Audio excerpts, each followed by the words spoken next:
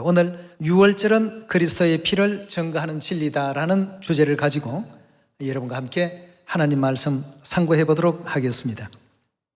그리스도 안상홍님께서 인류 인생들을 또 구원하기 위해서 이 땅에 또 강탄하신 가운데 있습니다. 그렇다면 2000년 전 어떤 역사도 그렇지만 오늘날 이 시대에 구원자 되신 그리스도께서 이 땅에 오시지 않았더라면 과연 영적 세계는 어떻게 되었을까? 구원이라는 것도 죄사함도 또 천국도 인류에게 있어서 소망이라고는 그 어떤 것도 기대할 수가 없는 그런 입장이 되고 말았을 것입니다.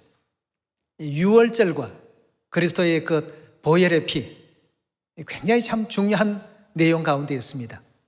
만약에 그리스도의 보혈의 피가 이 세상에 존재하지 아니하고 또 우리에게 은혜로 덧입혀 주지 않았더라면 구원도 죄사함도 그 어떤 영적인 바램도 우리가 또 기대할 수 없는, 소망할 수 없는 그런 입장이 되고 말았을 것입니다.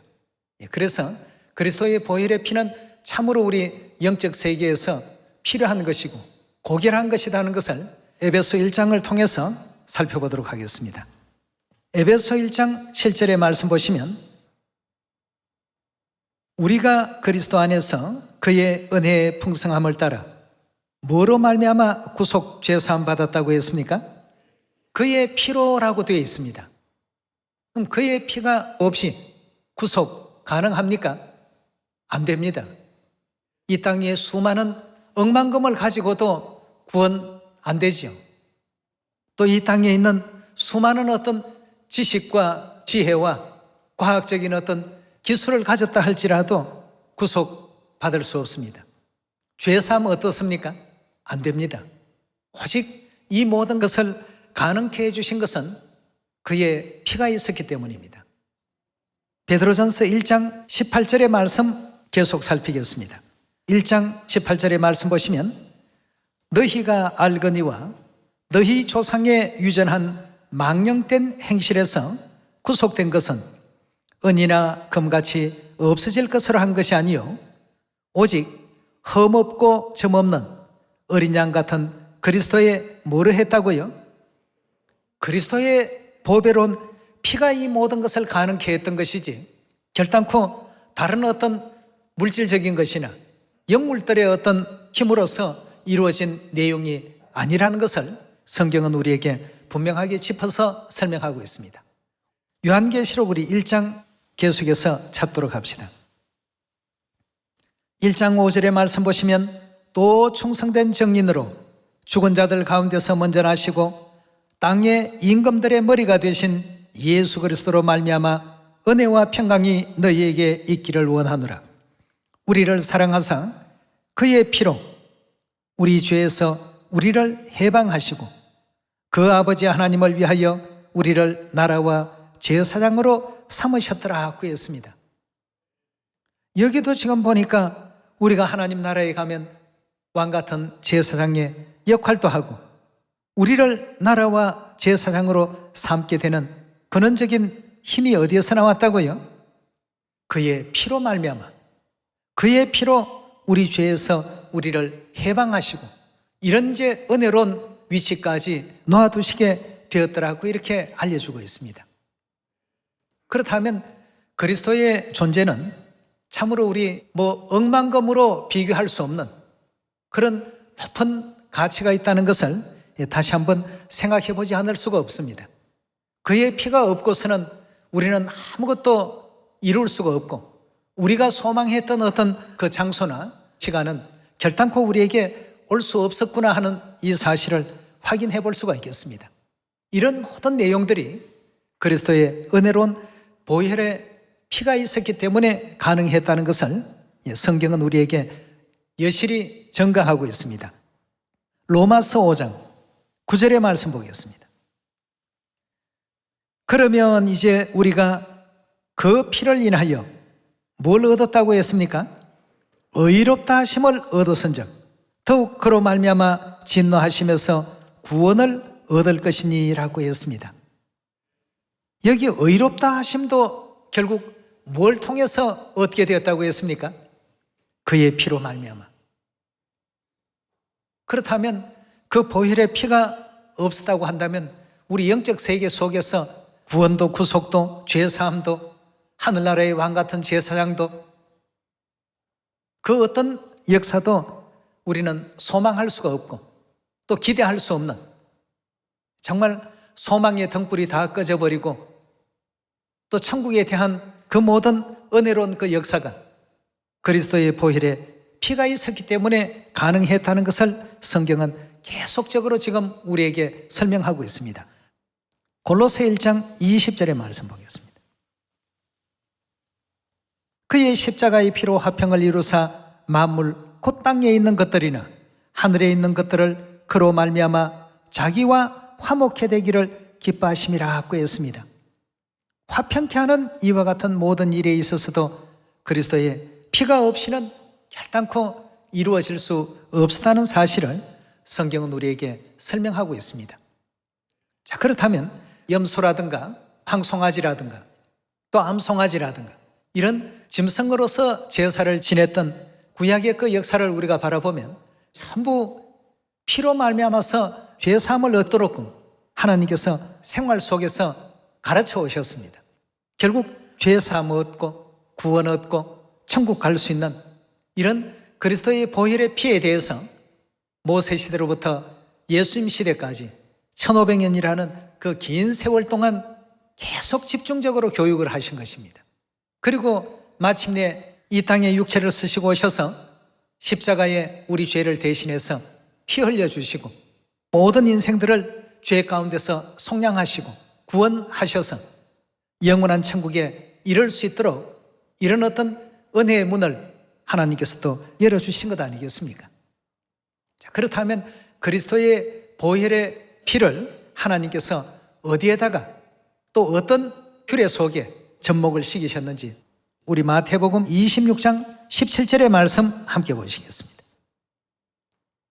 무교절의 첫날에 제자들이 예수께 나와서 가로되 유월절 잡수실 것을 우리가 어디서 예비하기를 원하시나이까?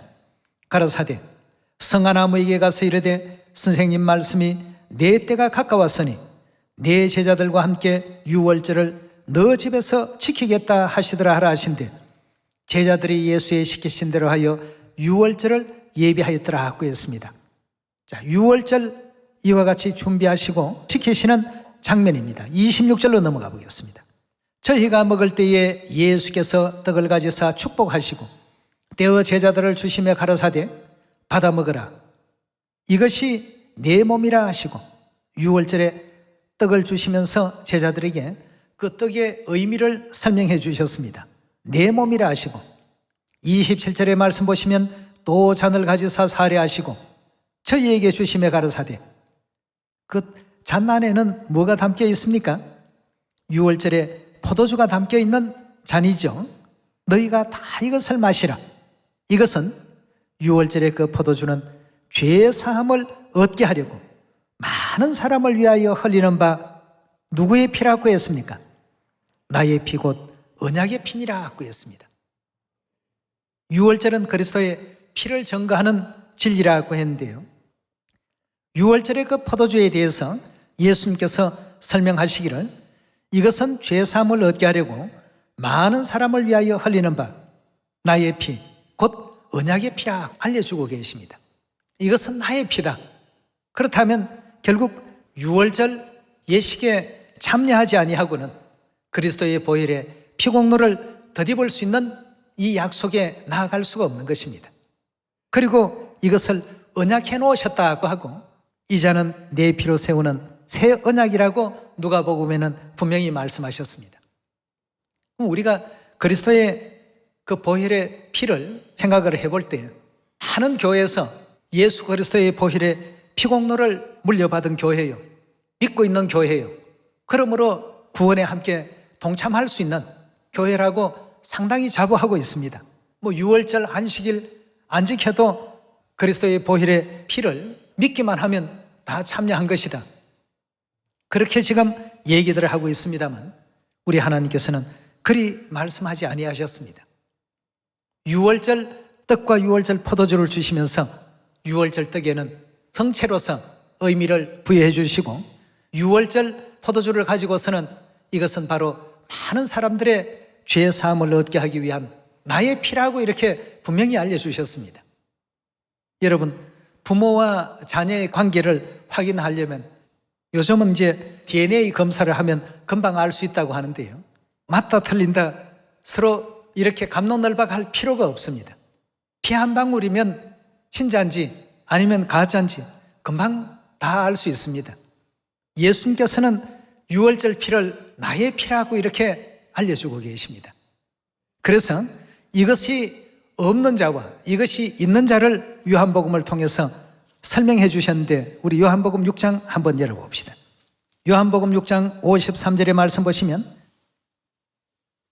예수께서 이르시되 내가 진실로 진실로 너희에게 이르노니 인자의 살을 먹지 아니하고 인자의 피를 마시지 아니하면 너희 속에 뭐가 없다고요? 예수님의 살을 먹지 않고 예수님의 피를 마시지 않는 자들에게는 생명이 없다고 했습니다. 그렇다면 예수님의 살을 먹고 예수님의 피를 마신다는 의미는 좀 전 마태복음 26장에서 유월절 그 만찬 석상에서 예수님께서 유월절 떡과 포도주를 가리켜서 이것이 내 몸이다, 이것이 내 피다 라고 하시면서 알려주지 않았습니까? 유월절 떡과 유월절 포도주를 먹고 마시지 아니하는 자는, 즉 예수님의 살과 예수님의 피를 먹고 마시지 않는 사람이 되겠습니다. 이런 자들에게는 하나님께서 생명이 있을 수가 없다고 확실하게 알려주셨습니다. 지키지 않더라도 믿기만 하면 되지 않겠습니까 하는 이런 어떤 내용으로서 영생과 구원과 죄사함에 나아갈 수 없다는 뜻이 아니겠습니까? 54절입니다. 내 살을 먹고 내 피를 마시는 자는 뭘 갖는다고요? 영생을 가졌고 마지막 날에 내가 그를 다시 살리리니 내 살은 참된 양식이요 내 피는 참된 음료로다. 내 살을 먹고 내 피를 마시는 자는 누구 안에 있다고요?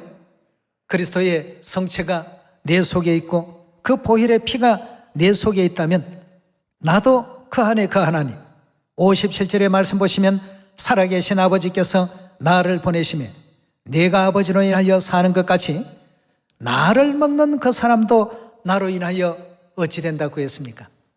살 것이다 고 했습니다. 예수 그리스도의 보혈의 피공로를 덧입을 수 있는 확실한 진리의 내용을 요한복음 6장에서 하나님께서는 분명하게 알려주셨습니다. 그렇다면 바로 유월절 피가 그리스도의 피가 되겠습니다. 그렇죠? 유월절 양의 피가 곧 그리스도의 피입니다. 그리스도의 보혈의 피를 물려받은 하는 사람들이 있습니다. 또 물려받지 못한 더 많은 사람들이 이 세상에 또 존재하고 있습니다. 그렇다면 좀 전에 우리 에베소 1장이라든지 요한계시록 1장이나 또 베드로전서 1장에 보았던 그리스도의 보혈의 피로 말미암아 죄 사함을 얻고 또 구속함을 얻고 또 영생에 이를 수 있고 또 그 나라와 제사장이 되게끔 하신다는 그 모든 약속은 누구에게 해당되는 내용인가를 우리가 분명히 이해해야 되겠습니다. 오직 유월절 새 언약 진리 안에 있는 그 백성들에게 해당되는 말씀 아니겠습니까? 수많은 인류 인생이 있다 할지라도 그들에게 다 은혜가 가는 것이 아닙니다. 누구라도 먹지 아니하고 마시지 아니하면 생명이 없다라고 예수님께서 2000년 전 선포해 놓으시고 올리오셨는데, 악한 원수 마귀는 그리스도의 피를 이어받은 사람들이 이 세상에 더 존재하는 것을 원치 않았습니다. 그래서 어떤 일을 벌였습니까? 니케아 종교 회의를 열어서 유월절을 아주 교묘하게 없애버리죠. AD 325년 일어났던 사건입니다. 그러므로 그 온 인류 인생들이 유월절 떡과 포도주를, 이 생명의 진리를 먹고 마실 수 있는 길을 다 잃어버린 것입니다. 이래서 누가 다시 이 땅에 오신다고 했습니까? 히브리서 9장 28절에 반드시 누가 오신다고요? 그리스도께서 두 번째 이 땅에 반드시 나타나셔야만 우리 구원이 완성이 된다는 사실을 알려주고 있습니다. 또 에스겔 37장, 34장 등등에 나타난 예언적인 기록 가운데서도 반드시 이 땅에 두 번째 출현하셔야만 그 구원의 역사가 온전히 이루어진다라고 알려주고 있습니다. 우리 한번 그 장면 확인해 봅시다. 히브리서 9장 27절의 말씀 봅니다. 한 번 죽는 것은 사람에게 정하신 것이요 그 후에는 심판이 있으리니 이와 같이 그리스도도 많은 사람의 죄를 담당하시려고 단번에 들이신 바 되셨고 구원에 이르게 하기 위하여 죄와 상관없이 자기를 바라는 자들에게 몇 번째 나타나신다고 했습니까? 두 번째 반드시 오셔야 된다고요. 첫 번째 이 땅에 오셔서 보혈의 피를 흘려주시고 유월절 새 언약의 진리를 확립해 놓으시고 그리스도의 보혈의 피를 물려받을 수 있는 자녀들을 이 땅 위에 남기셨습니다. 그렇게 해놓고 가셨는데 원수 마귀는 AD 325년 이 모든 일들을 말살시키죠. 그리스도의 보혈의 피를 가진 사람들이 이 땅에 사라지기를 원했던 것입니다. 그리고 1600년이라는 긴 세월이 흘렀습니다. 많은 시간이 흘러도 이 땅에는 인자의 살을 먹고 인자의 피를 마시면서 영생에 참여할 수 있는 이런 자격을 가진 사람들이 나타나지 않았습니다. 분명히 말씀하시기를 누구든지 먹지 않고 마시지 아니하면 생명이 없다라고 새 언약이 그렇게 선포가 되어버렸기 때문에 먹지 아니하고 마시지 아니하는 자에게는 영생이 주어질 수 없겠죠. 그래서 자기를 바라는 자들을 구원에 이르게 하기 위하여 두 번째 육체를 입고 이 땅에 다시 등장하시겠다고 했습니다. 그렇다면 두 번째 오시면 그리스도 금방 알아볼 수 있는 방법이 있습니다. 뭘 통해서 아는가? 이 세상 사람들이 갖지 않는 혈액형이 있습니다. 무슨 형일까요? 유월절형입니다. 유월절이 영어로는 패스오버니까 P형이라고 봐야 되겠네요. 보통 우리 혈액형을 나눌 때 A형, B형, AB형, O형 네 가지 형태로 혈액형을 이제 구분합니다만 패스오버형이라고 한다면 P형이라고 봐야 되겠네요. 이 땅에 있는 인류 인생 중에 아무도 그런 혈액형이 없습니다. 오직 하나님만이 가질 수 있는 혈액형 아니겠습니까? 2000년 전에도 유월절 피를 누구의 피라고 했습니까? 나의 피라고 이렇게 말씀하지 않았습니까? 출애굽기에서도 역시 그 내 피라고 이렇게 말씀을 주셨고 또 마태복음, 마가복음, 또 누가복음 전부 그 복음서마다 유월절에 대한 표현을 하실 때 나의 피, 내 피로 세우는 새 언약 등등의 어떤 말씀을 통해서 유월절은 그 누구의 것도 아닌 하나님의 어떤 피로서 이루어진 것이라는 것을 우리에게 명백하게 또 알려주셨습니다. 그러므로 말미암아서 아버지와 자녀의 관계가 성립이 되었던 것입니다. 자, 우리 한번 그 장면도 찾아봅시다. 고린도후서 6장 17절의 말씀 보겠습니다. 그러므로 주께서 말씀하시기를 너희는 저희 중에서 나와서 따로 있고 부정한 것을 만지지 말라. 내가 너희를 영접하여 너희에게 뭐가 된다고요? 아버지가 되고 그 아버지가 된다라고 하는 것은 다시 말해서 누구를 탄생시키겠다는 얘기입니까? 자녀를 탄생시키겠다는 얘기요. 자녀를 탄생시키겠다는 것은 그 자녀에게 아버지의 뭘 물려줬다는 얘기입니까? 살과 피를 물려줬다는 뜻 아니겠습니까? 그냥 무작정 너 오늘 내 아들 하라 이렇게 해서 아들이 되고 아버지가 된 것이 아니라 아버지와 아들 사이에 필연적으로 피가 이제 필요했던 것입니다. 너희에게 아버지가 되고 너희는 내게 있어서 뭐가 된다고요? 자녀가 될 것이라고 했습니다. 자자는 아들 자자요, 여자는 계집 여자입니다.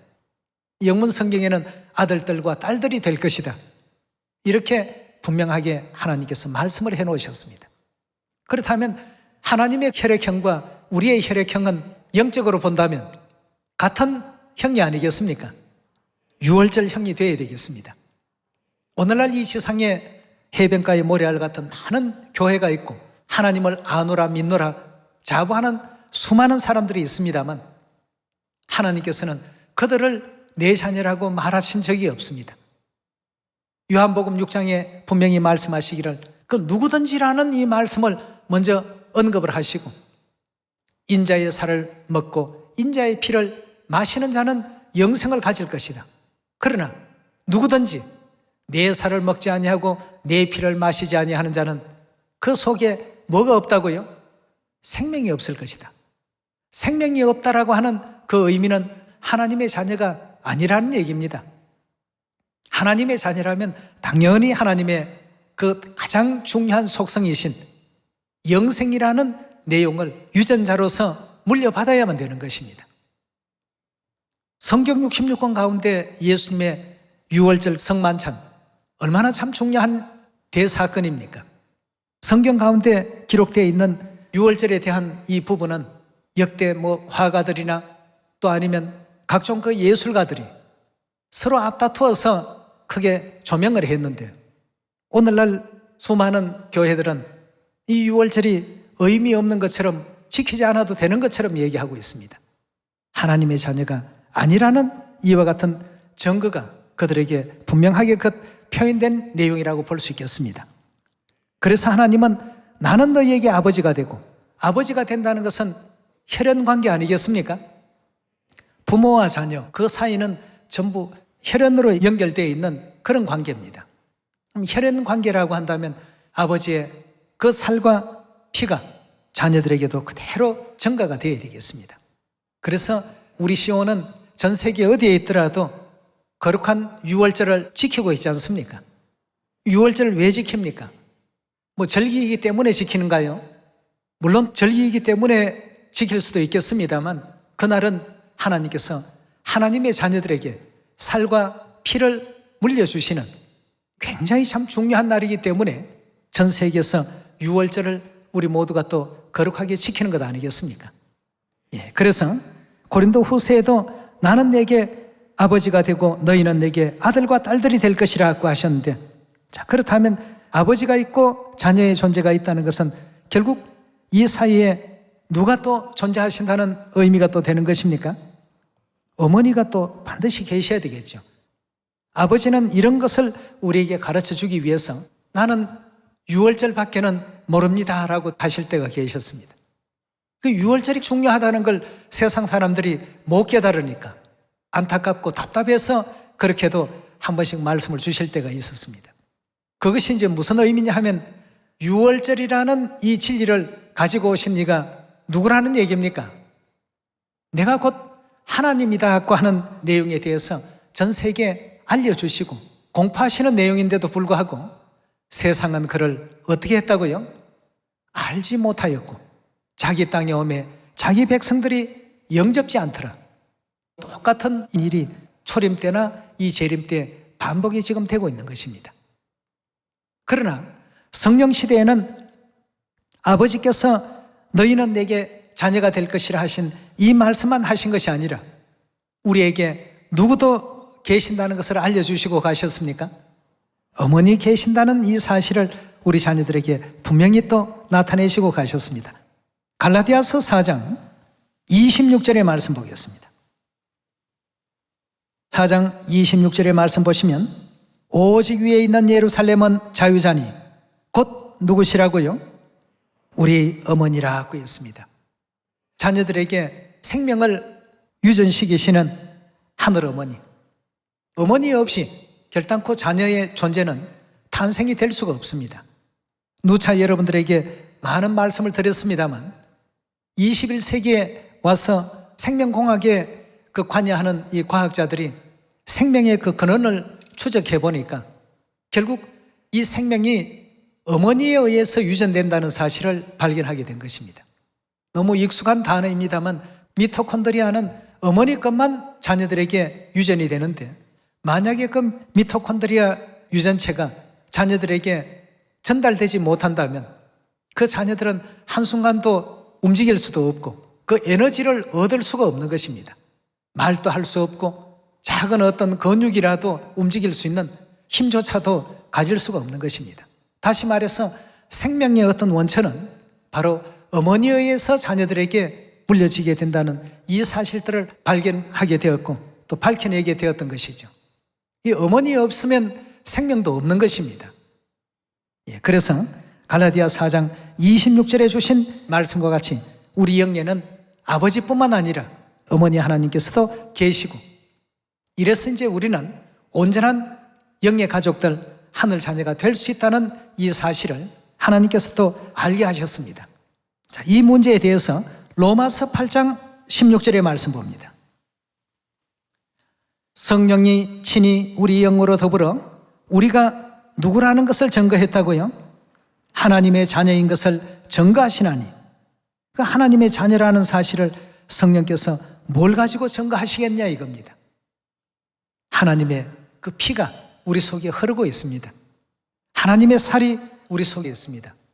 성령이 친히 우리 영으로 더불어 우리가 하나님의 자녀인 것을 증거하나니, 자녀이면 또한 뭐까지 된다고요?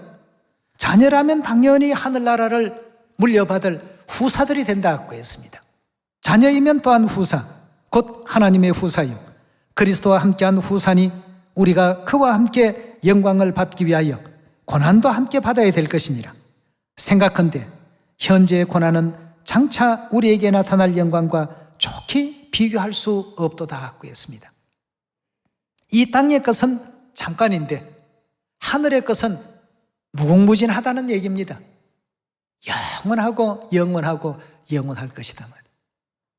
이 영원한 영광된 그 누림을 우리 모든 인류 인생들에게 하나님께서 베풀어 주시기 위해서 유월절 새 언약 진리를 가지시고 이 땅에 두 번째 등장하신 것입니다. 만약에 등장하시지 아니하셨다고 한다면 이 인류 인생들은 어떻게 되겠습니까? 인자의 살과 인자의 피를 먹지 아니하면 너희 속에 생명이 없느니라. 이 불의에 우리는 다 들어갈 수밖에 없었습니다. 그러나 다행히도 누가 와주셨습니까? 아버지 와주셨고 하늘어머니 우리 자녀들 살리시러 오셨습니다. 그래서 아버지 어머니께서 자녀들을 오라 하고 부르시는 이 아름다운 모습이 요한계시록 22장 17절에 기록되어 있습니다. 성령과 신부가 말씀하시기를 다 어떻게 하라고요? 온 세상 모든 하나님의 그 자녀들을 부르시는 모습을 보게 된 것입니다. 다 내게로 오라. 다 와서 하나님의 그 사랑 안에, 하나님의 축복 안에서 내 살을 물려받고 내 피를 물려받으라. 이렇게 이제 다 불러서 영원한 천국에 올리오게 하신 후에 세세토록 왕노릇 시기시려는 하나님의 은혜로운 또 뜻이 계신다는 것을 생각하시고 유월절은 그리스도의 피를 증거하시는 진리다는 이 사실을 다시 한번 마음 가운데 또 깊이 아로새겨 주시길 부탁드리겠습니다. 예, 우리가 그냥 유월절 하면 장 넘어가고 물론 하나님의 자녀이기 때문에 멸하는 천사들이 다 넘어갈 수밖에 없습니다. 하나님의 살이 그 속에 있고 피가 그 안에 있는데 말이죠. 예, 오늘 여러분과 저는 참으로 그 누구도 환영하지 아니한 이 지구별에 우리 살리시려는 그 이유 한 가지만으로 다시 와주신 하늘아버지, 하늘어머니 그 거룩하신 은혜를 다시 한번 생각하면서 더욱더 감사와 존귀와 영광 돌릴 수 있는 그런 여러분과 제가 되시고 아버지 어머니의 그 가르침을 세상 끝까지 세상 만민들에게 다 가르치고 전파할 수 있는, 그리해서 세상을 구원하는 일에 함께 동참할 수 있는 우리 시온 가족들 다 되주시기를 부탁드리면서 말씀 마치도록 하겠습니다. 감사합니다.